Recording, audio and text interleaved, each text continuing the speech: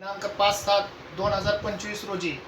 प्रमोद भारत मोठे राहणार एकुर्के तालुका मूळ यांनी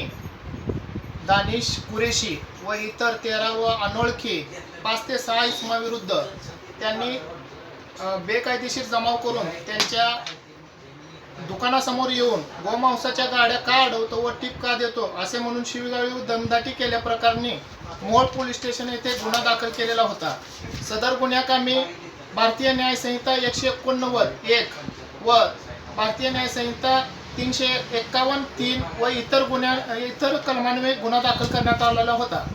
त्यानंतर 6 महिन्यानंतर दिनांक 12 जानेवारी 2026 रोजी भारतीय न्याय संहितेचे संघटित गुन्हेगारीचे जे नवीन कलम दाखल करण्यात आलेला आहे त्याच्याप्रमाणे कलम 111 या मोहोळ पोलिसांकडून वाढवण्यात येऊन सदर गुन्ह्यातील आरोपी नामे दानिश लियाकत कुरेशी, मोहम्मद लियाकत कुरेशी, शहबाज अबू तालिब कुरेशी, तौफिक अबू तालिब कुरेशी, इरफान इक्बाल कुरेशी, दस्तगीर कोंडाजी कुरेशी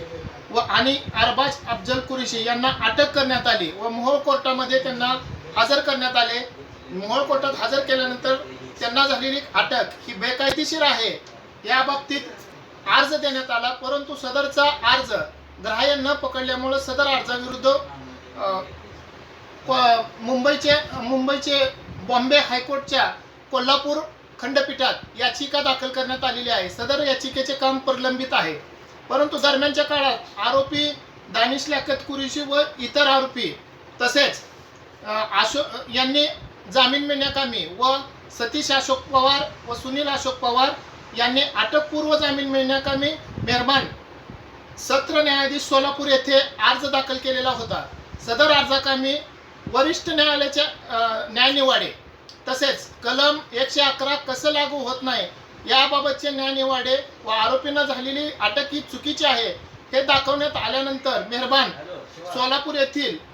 जिल्हा व सत्र न्यायाधीश मनोज कुमार शर्मा यांनी सर्व आरोपींची मुक्तता केलेली आहे। तसेच आरोपी नामे सतीश अशोक पवार व सुनील अशोक पवार यांना अटकपूर्व जामीन मंजूर केलेला आहे।